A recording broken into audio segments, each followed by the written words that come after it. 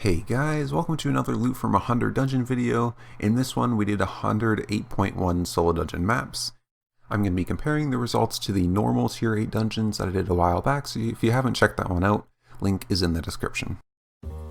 So I did these dungeons out of Sunken Bow Spring, which is a tier 8 zone that I have a hideout access in, and did the dungeons with a pretty normal spear build, although I did use quite high IP or quite high tier gear, as the dungeons are quite difficult. In fact, if you look at the build on screen here, I also had a boss killing switch in my inventory because some of the bosses for 8.1 maps are just unkillable with a one-handed spear build.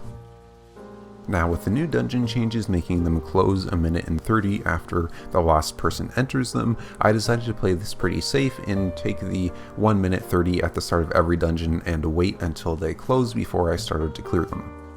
As a result, it took me 17 hours and 30 minutes to clear all 100 of them, which comes to an average of around 10 minutes and 30 seconds per dungeon. However, if you don't include the stand around time at the start, the total time goes to 15 hours or 9 minutes per dungeon. Looking at some stats for these dungeons, I went through 169 floors, which contained 163 buff shrines, 56 green, 49 white, and 58 red. What's interesting about this is that normally for the other maps I've done, they've had significantly more floors than their normal tier counterparts. However, with the tier 8s here, the normal tier 8s actually had 176 floors, where these only had 169, so there seems to be around the same amount of floors. I'm guessing the total amount of floors that you get sort of caps out once you get to these really high tier dungeons. Looking at the chests, there was 51 green chests, 110 blue, 40 purple, and 3 gold chests. This is around the same amount in distribution as I got in the normal tier 8 dungeons, but there was a little bit more fame chests with 3 green, 14 blue, and 5 purple, which totaled 895 beginner tomes of insight.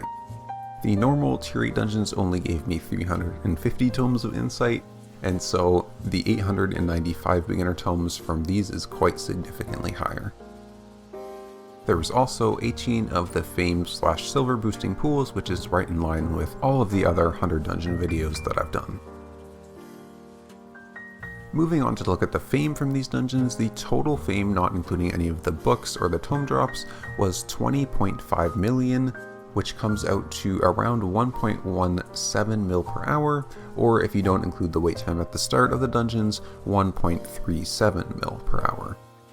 This is sort of around the fame I expected, as the normal tier 8 soul dungeons are just under 1 mil fame per hour, so it's a little bit higher than those ones.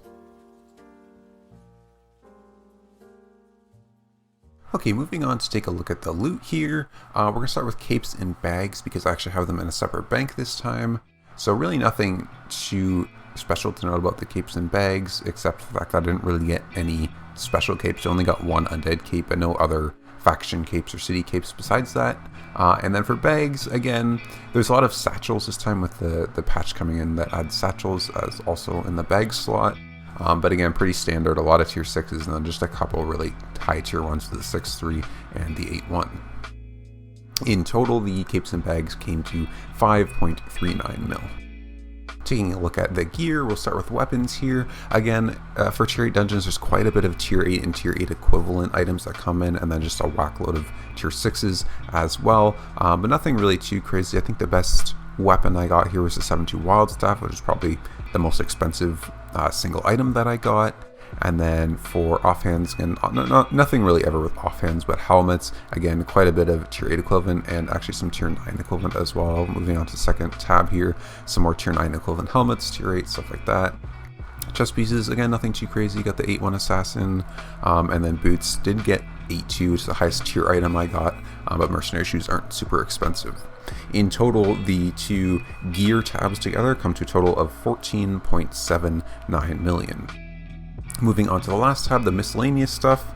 The silver bags here, we have just around 8.6 million, which is quite a bit, and then the tomes of insight actually got 211 tomes of insight, probably due to the fame chests as well a little bit, but interesting to note the silver bags and the tomes of insight here are around twice as much as I got from like the normal tier 8 dungeons. so it's quite a bit higher in that regards. And then got some skins here, a little bit of maps, and then just a whole whack load of runes, relics, and souls. You can see there's like almost 2 full layers of tier 4 runes. Quite insane how many there are of those. And then city treasures and stuff, some other random crap. But the miscellaneous stuff all comes down to 15 million silver, not including the silver bags. So altogether, in total, all of this stuff combined comes to a grand total of 43.86 million. However, as with previous ones, we have to remember we have to buy the maps, and the maps cost around 11.5 mil for the 100, they're around 115k each. So our actual total profit will be closer to 32.36 million for all 100 dungeons. This comes out to around 1.85 million per hour, or 2.16 million per hour if we don't include the wait time at the start of the dungeons. Comparing this to sort of the normal tier rates and other dungeons I've done, like the 7.0 maps, it's pretty much right around the same in terms of money per hour. So are 8.1 solo dungeon maps worth it? Well, just looking at the pure numbers that you get from the rewards from them in terms of fame per hour and silver per hour, they're some of the best that I've covered. However, they do also have some downsides. For starters, they're a pretty big investment considering you need a mob clearing build as well as a boss clearing build, and the maps cost quite a significant amount. Also, it can't be understated that these 8.1 solo dungeons are actually quite difficult. I remember getting hit by a stun once and it lasted for 12 seconds. So if you make a mistake, you're likely going to get downed, so repair costs might be a thing, and they're also not that fun if you're kind of like me and you like to turn your brain off when you do solo dungeons and just relax. And lastly, it's also somewhat difficult to transport the items to and from, since tier 8 zones are pretty far away from cities. Not only is it going to be less safe to do the dungeons in the zones as well as transport the items, but it's also going to take quite a long time because you have to transport all the way from a tier 8 zone to probably a city, which is the only place you can really sell a lot of this stuff. That being said, if you're just looking for fame and don't really care about the loot too much, it seems like the higher tier maps you go, the better time you're going to have. Anyways, that's all for this video, guys. Thank you so much for watching, and make sure you subscribe so that you don't miss out on any future content. Right in the beats.